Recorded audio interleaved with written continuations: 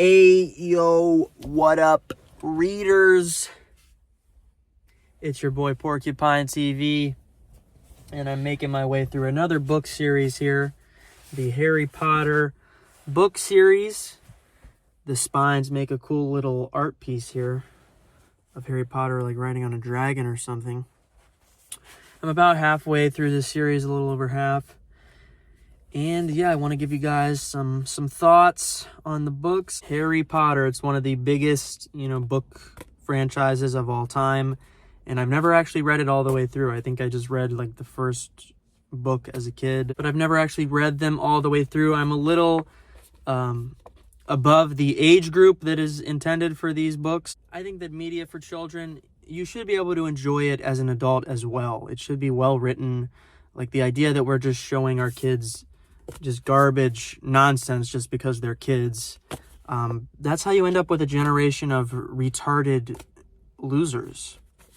So Harry Potter, let's get into it, by J.K. Rowling. So the first book in the series, we got Harry Potter and the Philosopher's Stone, or Sorcerer's Stone as it was renamed in America, which I think was a very stupid renaming because Philosopher's Stone is an actual mythical item. That's an actual concept in alchemy, the Philosopher's Stone. A Sorcerer's Stone is not actually a thing in real life. It's not any sort of mythical item outside of the Harry Potter universe. I really didn't enjoy this book very much. The book opens and we follow Harry Potter as he's living with his family, the Dursleys. And I really enjoyed the parts with the Dursleys. They're really just the worst family ever. His brother, his stepbrother, Dudley, is like the quintessential spoiled brat character. And a lot of his kind of dialogue was pretty funny. She got it pretty spot on with how sort of a spoiled brat kid acts. And yeah, you really see how horrible Harry's life is. His parents have died when he was very young, and he's had to live his whole life with his aunt and uncle, the Dursleys, who are insufferable. They really treat him like trash. And I think the reason why they made Harry's life so horrible is to kind of fit with the themes of escapism in this book. Because Harry, you probably know, is a wizard. He gets to go to this wizarding school, which is super awesome and mystical and magical. This whole secret world, basically. And one of the main themes of the book is the escapism from, real life to this magical, awesome world. A lot of people may resonate with Harry, not having the best life at home. But reading this book, you can kind of imagine going to an alternate universe where everything is amazing. So yeah, I can definitely see where the appeal is for children in this book. Not so much adults. It is really written for children only. A lot of her prose is kind of sloppily written. There's a lot of parts where things aren't really worded exactly correctly, and it's kind of confusing what Rowling is trying to get across, or Rowling, I don't know how to pronounce it. One thing I didn't really like about this book is the wizarding world they've created doesn't really feel very real, which, I mean, maybe that's not what they were going for, but it feels so over-the-top cartoonish. A lot of the stuff in this wizarding world just doesn't really make any sense. Whereas in our world, we have, pictures that stand still. In the wizarding world, the pictures all move. And Harry gets a collector's item, this little card with Dumbledore on it, who's a famous wizard. And half the time, Dumbledore just leaves because he's a real living person in the picture. Things like that, they don't really make any sense. Like, they've basically just created trading cards, but worse, because the character is gone half the time. A lot of the things Rowling puts in here that we see in the wizarding world, it seems like she's just adding it in just because it's so different from our world. There's a lot of comedy of how different, the wizarding world is from ours, but it doesn't really feel realistic. It doesn't feel like she actually contemplated what a real wizarding world would look like. It just seems like she put a lot of throwaway jokes in here. One thing I really don't think was thought out very much is the sport of Quidditch in this book. The rules are just really over-the-top retarded. Pretty much all that matters is grabbing this item called the snitch, the golden snitch, which is a hard-to-catch item. that gives you a bunch of points, and every game has to result in a snitch catch. Like, the game will not end until they catch the snitch. Games have gone on for like months, they mention in this book, and it just doesn't really make any sense. Like, the sport itself doesn't make much sense. The rules aren't balanced at all. It seems like something Rowling thought up in like 45 minutes. One thing I do like about this book and the rest of the franchise, I do like the main three characters, the main trio, Ron, Harry, and Hermione. I think the book does a good job of kind of fleshing out these three's relationship. They have a kind of very funny camaraderie going. There's a lot of funny dialogue in here between the characters. Hermione starts off as this, goody two-shoes snitch person, and she kind of grows over the course of this book and a few of the other books. She kind of grows to you care about her friends more than the rules necessarily, whereas in the beginning of this book, she would absolutely throw anyone under the bus if they were breaking the rules. I think Hermione's a good character. Dumbledore's another great character in here. He's this very wise wizard who's the kind of principal of the school, headmaster of the school. He's essentially Gandalf, the old wise wizard. And a lot of his dialogue was pretty insightful, I think, especially for a kid's book. One thing I thought was cool in here is the villain Voldemort. They do a pretty good job of making you kind of fear him, even though he doesn't really appear much in the book. You get this backstory of who Voldemort was and how scared people are of him. People are so scared to even say his name. The word Voldemort is almost treated like the N-word is in our society, where people are just afraid to even utter it. Dumbledore has a good line in here. He says, fear of a name only increases fear of the thing itself. Thought that was a ingenious line. A lot of the book is kind of a mystery of figuring out what is going on around the school. There's this room that people aren't allowed to go in, and the main trio discover a three-headed dog guarding something, and a lot of various other suspect things happen, and they have to kind of piece together what's going on. I found a lot of the conclusions that the characters come to when trying to piece things together didn't really make sense, and didn't seem realistic to what a person would actually think in that scenario. They'll see something happen and be like, oh, well, because Snape was here at this time in this place, then therefore this, and this must be happening, and Snape is secretly trying to steal this item. And they come to these crazy conclusions based on the tiniest bit of information that don't really make any sense. It just seems like Rowling is making the characters come to whatever conclusion they need to for the plot to progress. It didn't really feel like they were actually solving this mystery. One of my biggest gripes with the books, this happens in all the books, is monologuing. This book and all the rest of the books that I'm going to review today all follow a very similar structure. Harry comes to school. There's some weird, mysterious stuff that's going on that they have to piece together. And then all of a sudden, a villain reveals himself who you really couldn't have figured out that they were the villain with the information you were given. And then the villain proceeds to give a long monologue, kind of explaining away all the plot holes of the book. It was very annoying.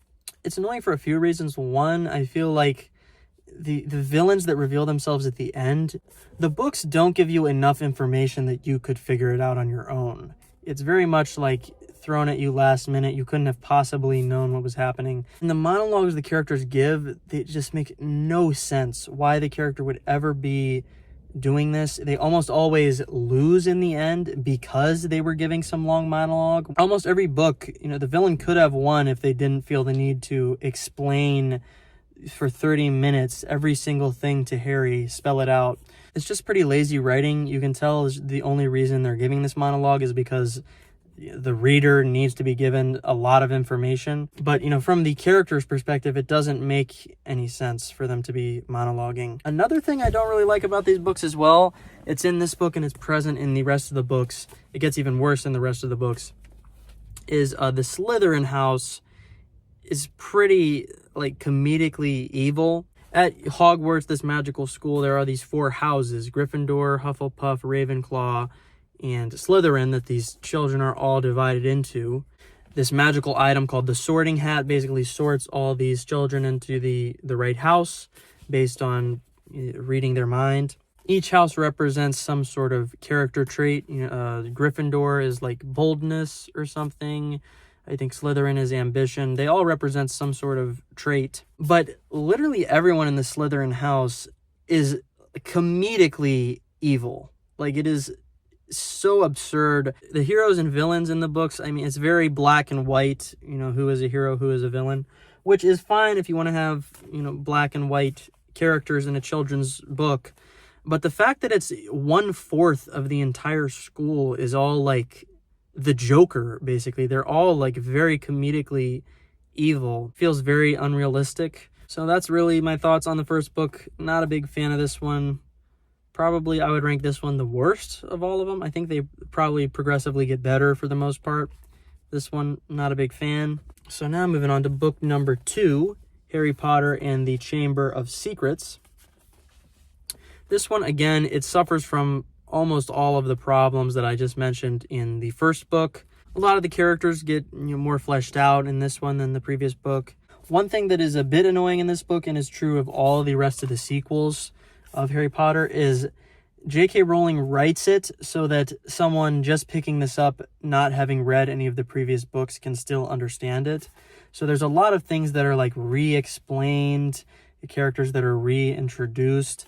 And I could see it being very annoying for people who actually want to just read through the whole series, having to constantly being given the information again. We open again with Harry at the Dursleys as he is preparing to go back to Hogwarts, but he's warned by a house elf, which is basically the Harry Potter universe equivalent of a slave. I think the phrase house elf is kind of a take on the phrase house Nick. This one is kind of a murder mystery almost. The characters don't actually get murdered, but they get petrified, which means they kind of freeze up like stone almost.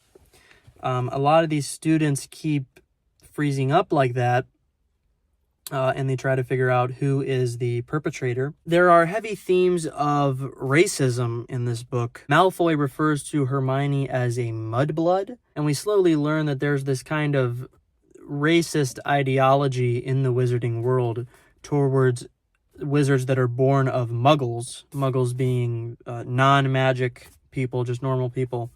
The wizards who are born of muggles, a lot of wizards don't like them. They call them mudbloods because they don't have pure wizard blood. Thought it was kind of an interesting way to sort of get the concept of bigotry across to children. And we learn that one of the founders, Salazar Slytherin, who created the Slytherin house, basically his whole ideology was based on this kind of racism. He didn't want the mudbloods allowed in Hogwarts. He wanted to keep only pure wizards in Hogwarts. That was his whole main contribution to Hogwarts, which again presents the Slytherin house as like comedically evil. Their founder is basically like a Hitler-esque character. And a lot of these students that are getting petrified are the mudbloods. So they think that that is the motive for these attacks. Another character that I liked in here is their new Defense Against the Dark Arts teacher, Gilderoy Lockhart. He's like this very full of himself kind of pseudo-celebrity character. It was very funny. He's the most insufferable person ever. I thought a lot of his dialogue was pretty funny. But yeah, overall, I didn't really enjoy this book. I feel like it's much the same as the first one. Again, the ending is really retarded with a long monologue.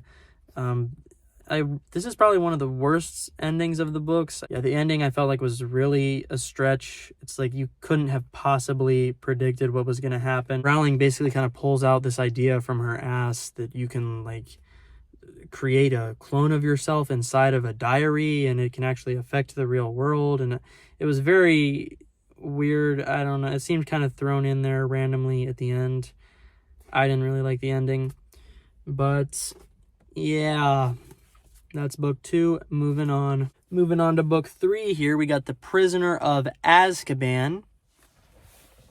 And yeah, this centers around a escaped prisoner of Azkaban. Azkaban is a wizarding prison that we learn about.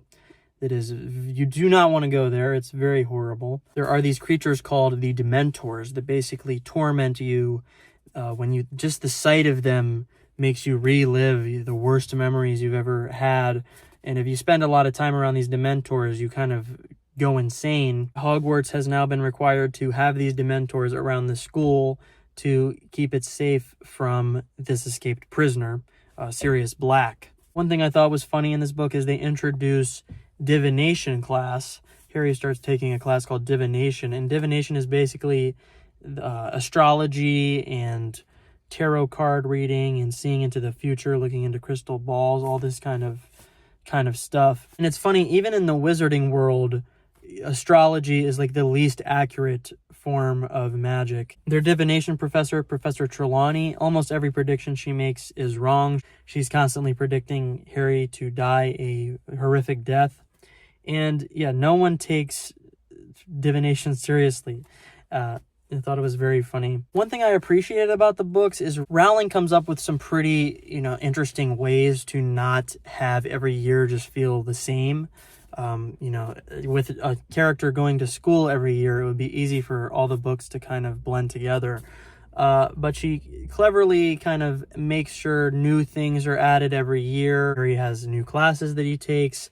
The third years are allowed to go to a place called Hogsmeade, which is a whole other magical village that they get to explore. Yeah, all the stuff relating to Hogsmeade was pretty fun. Harry is not allowed in Hogsmeade, but he has to sneak out every now and then to go there. I was really annoyed by the kind of ending of this book. It has the most convoluted ending of all of them. The sort of monologue that I've mentioned is present in here, but it's very annoying in this book because the characters are trying to explain things to Ron, Harry, and Hermione. Rowling intentionally makes the characters have like bad communication so that you're not really understanding what's going on for a long time. I found it very annoying. One of the big reveals at the end here is that Ron's rat, Scabbers, is actually an evil wizard named Peter. Professor Lupin, who's this professor that figures this all out, doesn't really explain it to them properly. He just keeps referring to the rat as Peter, and it's confusing the characters. They don't understand what he's talking about. And the writing just felt kind of lazy with a lot of the dialogue at the end. The character of Sirius Black, I also feel, was not very well done in this book. He's this serial killer for most of the book, and then we reveal he's actually a good guy kind of at the end, but it's not really written very well. Like, Harry instantly likes him after this reveal, but it doesn't really make sense. Like, he's still a very sketchy, weird person, and all of a sudden Harry sees him as like his dad almost at the end of the book. It didn't really feel earned. I didn't really like this one. There's kind of a cool time travel sequence at the very end, but it's only like one chapter long. Again, I just don't really like any of these original three books. Moving on to the final one I want to review today, Harry Potter and the Goblet of Fire. This is a big monster of a book. The pages in these books are tiny, by the way, so it looks huge, but it's not really that long of a read. But yeah, this one was probably my favorite of the four that I read. Still didn't love it. I feel like with the longer length, we definitely get to flesh out the story a lot more than the previous books. There's this tournament that is going to involve other schools. We learn there are other wizarding schools around the world, and they're all going to come to Hogwarts to compete in this Triwizard tournament. It's almost like an Olympics of sorts. I thought it was pretty cool how Rowling kind of expanded this wizarding world. We learned about all these other schools and stuff. I really liked it. I liked meeting all the new characters from the different schools. So the way this tournament works is basically a champion is chosen from each of the three schools to compete in a series of challenges to see which school wins. And the way they choose this champion is using a magical item called the Goblet of Fire, hence the name. And basically these students all place their name in this goblet, and at the end of, I forget how long, maybe a 48-hour period, it will shoot out the names of the champions. Cedric Diggory, a character from the previous book, becomes the champion for the Hogwarts school, and then the champions of the other schools are chosen.